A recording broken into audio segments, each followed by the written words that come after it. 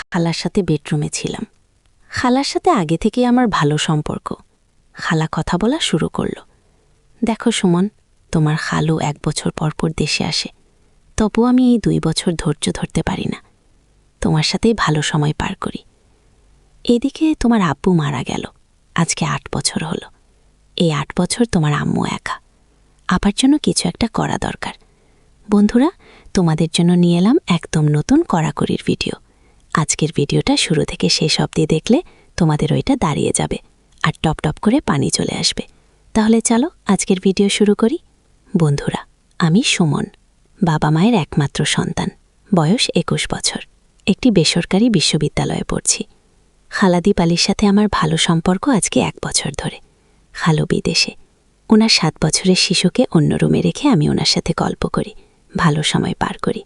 ইচ্ছে হলে বাসায় আসি অথবা উনি ডেকে নেন। মাঝে মধ্যে আম্মুসহ বেড়াতে আসি। সবাই ঘুমিয়ে গেলে আমরা দেখা করি। এই রকম একদিনে আম্মু সম্পর্কে কথাগুলো বলেন খালা। আমিও ভাবনায় পড়ে গেলাম। আম্মু সম্ভ্রান্ত এক উচ্চশিক্ষিত গৃহবধূ। আম্মু বিরাট ব্যবসায়ী ছিলেন। আম্মুর সৌন্দর্যে মোহিত হয়ে 16 ইন্টার পাস, 18 বছর বাবা আম্মুকে বিয়ে করেন তিনি। 1.5 বছরের ব্যবধানে আমার জন্ম। আমাকে দেখাশোনা করেই তিনি স্থানীয় কলেজ থেকে অনার্স ও মাস্টার্স ডিগ্রি নেন।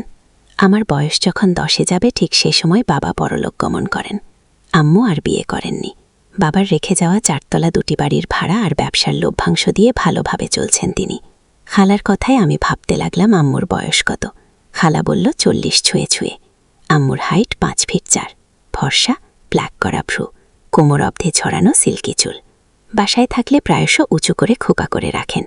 ওয়াশরুমে সেদিন স্নানের সময় কি মনে করে বালতিতে রাখা আম্মুর কাপড় হাতে নিয়ে দেখছিলাম আমি অবাক হলাম। এত বড় বড়, এ কি? আম্মুর কথা ভাবতে ভাবতে আমার স্যালুট দিতে লাগলো। খালা মুচকি হেসে বলল, কি হলো মশাই? আমি বললাম, আম্মু সম্মানিত মানুষ, মন্দ কথা বলিও না। খালা বলে সম্মান প্রদর্শনে স্যালুট দিতে একেবারে দাঁড়িয়ে গেছে। আমিও বুঝলাম।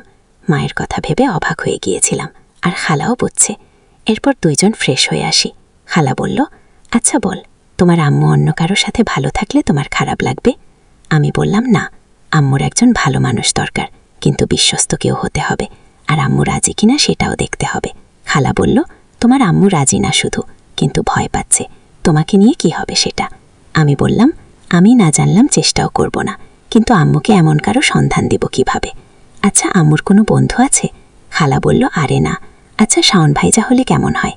আমার কাজিন সে, তোমার আম্মুকে পছন্দ করে, বউ বাচ্চাদের নিয়ে ইউএসএ থাকে, এখানে ফ্ল্যাটে একা থাকে। আমি বললাম, আম্মুকে পছন্দ করে মানে?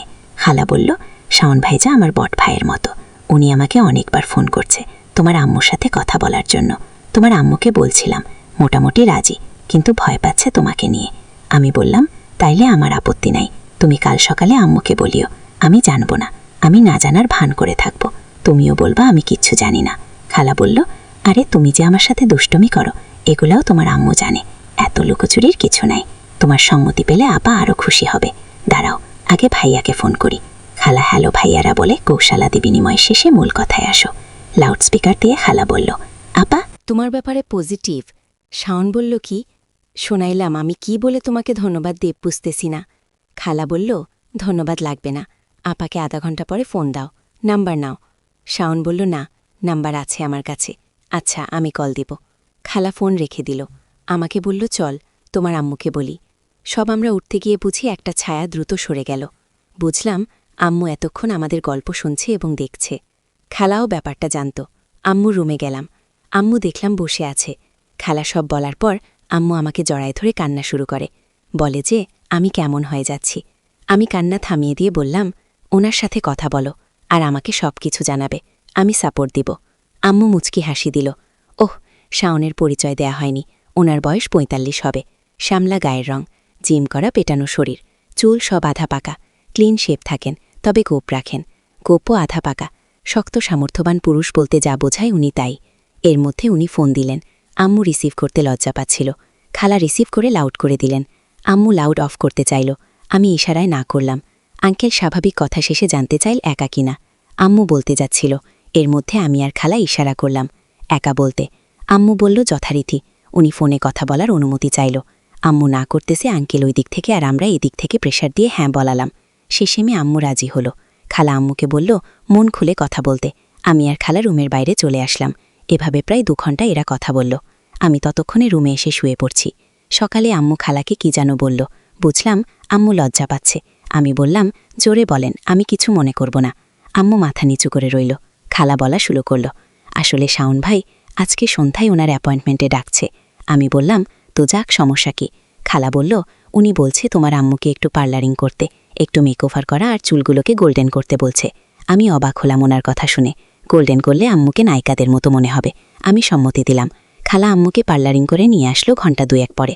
আমি খালাকে বলে রাখলাম, আঙ্কেলের বাসায় আম্মুকে আমি নিয়ে যাব, তবে আঙ্কেল জানবে না যে আমি ব্যাপারটা জানি। যা কথা তাই কাজ। আমি আম্মুকে নিয়ে গেলাম আঙ্কেলের বাসায়। আঙ্কেল গেট থেকে আমাদের রিসিভ করে নিলেন। দেখে বুঝলাম আম্মুর উপস্থিতিতে উনি মহা খুশি। আম্মুর দিকে উনি তাকিয়ে নিলেন। আম্মুকে বেশ চমৎকার লাগছে। সোনালি রঙের জর্জেট শাড়ি, চুলগুলো উঁচু করে খোপা বাঁধা রজনীগন্ধা দিয়ে। আম্মুকে ফ্রেশ হতে আঙ্কেল একটি রুম দেখিয়ে দিল। আমি আঙ্কেলকে কাছে রেখে বললাম, দেখেন আমি সব কিছু জানি। আমি চাই আম্মু সুখী হোক, তবে আমি দেখতে চাই। আঙ্কেল খানিকটা হুঁচকিয়ে গেল। আমাকে ওনার বেডরুমে একটা জানালার কাছে নিয়ে গেল। কিছু কথা ওনার সাথে বললাম।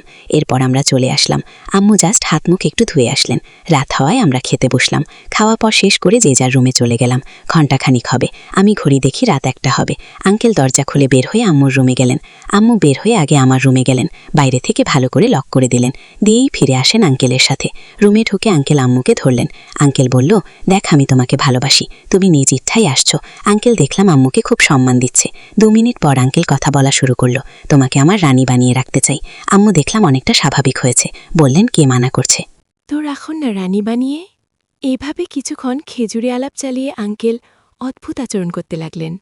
এরপর আম্মু বলা শুরু করলেন, আসলে হাজবেন্ড মারা যাওয়ার পর অনেকের অনেক প্রপোজাল পেয়েছি, কিন্তু কারোটাকে সাড়া দেয়নি। হঠাৎ কি হলো জানি না, আপনাকে ভালোবেসে ফেললাম। আজকে নিজেকে অনেক খুশি মনে হচ্ছে। এই কথা শুনে আঙ্কেল অনেক খুশি হলেন। কিছুক্ষণ সেই কথা বলে আম্মু ঘড়ির দিকে তাকিয়ে দেখেন রাত 4টা। আম্মু বললেন, রাত অনেক হয়েছে, এবার আমি রুমে যাই। আঙ্কেলও বাধা দিল না। ওয়াশরুমে ঢুকে ফ্রেশ হয়ে বের হন। দেখলাম আম্মু চুল এলো খোপা করলেন। আম্মু বের হয়ে আমার দরজা দিয়ে নিজের রুমে চলে গেলেন। আম্মু ভাবছে আমি হয়তো ভিতরে ঘুমিয়েছি। আম্মুর রুমের লাইট অফ হওয়ার পরে আঙ্কেলের রুমে গেলাম। আঙ্কেলকে থ্যাঙ্কস জানালাম। আঙ্কেলও খুশি হলেন। আঙ্কেলের ফোনে একটি কল আসলো। দেখলাম খালা ফোন করছে। আঙ্কেল বলল উনি খুব খুশি হয়েছে, আরও 2 দিন আম্মুকে এখানে রাখার জন্য কথা বলতে বললেন। আমি আমার রুমে চলে আসলাম। এসে খালাকে কল দিলাম। কল এঙ্গেজড পেলাম। একটু পর খালা ফোন দিয়ে বলেন, তোমার আম্মুর সাথে কথা বললাম, আপা তো অনেক হ্যাপি, সুখে কান্না করে দিয়েছেন। উনি আরও কয়েকদিন থাকতে যাচ্ছেন। তুমি না হয় আমার বাসায় চলে আসো, এখান থেকে তো ভার্সিটি কাছে। খালাকে বললাম আমি ক্লাস ব্লাঙ্ক দিব কয়েকদিন, আম্মুর সুখের জন্য একটুক তো করা উচিত। খালা মৃদু হেসে ফোন রেখে দিলেন। আমিও সেদিনের মতো ঘুমিয়ে গেলাম। পরদিন সকালে সব স্বাভাবিক মনে হলো। আম্মু ঘরণীর মতো রান্নাঘরের দায়িত্ব নিলেন। সকালের নাস্তা তৈরি করলেন। আমি আর আঙ্কেলকে সার্ভ করলেন। আম্মু শাড়ি পরা ছিল। আঙ্কেলের পাশে এসে আঙ্কেলের পাতে মাংস তুলে দিচ্ছিল আম্মু। নাস্তা শেষে আমি আমার নির্ধারিত রুমে চলে আসলাম। আঙ্কেলও পিছনে পিছনে আমার রুমে আসো। এসে আমাকে বলেন তিনি এখন বের হবেন, কাজ আছে ওনার। উনি এরপর ওনার কাজে বাইরে চলে গেলেন। আম্মু বাড়ির বাকি কাজ সেরে নিয়ে সেনানে গেলেন। সেনান সেরে নতুন একটা শাড়ি পরে নিলেন। আমি আম্মুকে জিজ্ঞেস করলাম, আঙ্কেল কেমন মানুষ? আম্মু উত্তর দিলেন, ভালো। আমি কথা বাড়ালাম না। দুপুরে আঙ্কেল আসলেন। লাঞ্চের আমি ফ্রেন্ডের সাথে আড্ডা দিতে বাইরে গেলাম। রাত 9টায় বাসায় ফিরে দেখি আম্মু ডিনার সার্ভ করছেন। এরপরের দিন আঙ্কেল ব্যবসায়িক কাজে 1 সপ্তাহের জন্য বাইরে যান। আমি আর আম্মু বাসায় চলে আসি। বাসায় 2 দিন থাকার পর আম্মু কেমন যেন করতে থাকেন আমি বুঝতে পারলাম। আমি 3 দিন পর খালাকে ফোন দিয়ে আমার আর আম্মুর অবস্থা বললাম। খালা বলল, দাদাও আমি আসি। সন্ধ্যায় খালা আসলো। আম্মু রাতের রান্না বসাতে গেলে আমি আর খালা আমার রুমে কিছুক্ষণ গল্প করে ডিনার শেষে খালা আর আম্মু বেডরুমে গেল। কি মনে করে আম্মুর বেডরুমের জানালার পাশ দিয়ে যাচ্ছিলাম। আম্মু আর খালাকে স্পষ্ট দেখার পাশাপাশি তাদের কথাও শুনতে পাচ্ছি স্পষ্ট। আম্মু খালাকে বলল সে আঙ্কেলের বাসা থেকে আসলো, ওনার আর শিডিউলও পাওয়া যাচ্ছে না। খালা বলল উনি ব্যবসায়িক কারণে খুব ব্যস্ত আছে, তা না হলে এতদিন থাকার কথা না। বন্ধুরা কেমন লাগলো ভিডিও কমেন্টে জানাও। দেখা হবে পরের ভিডিওতে, সেই পর্যন্ত ভালো থেকো বন্ধুরা।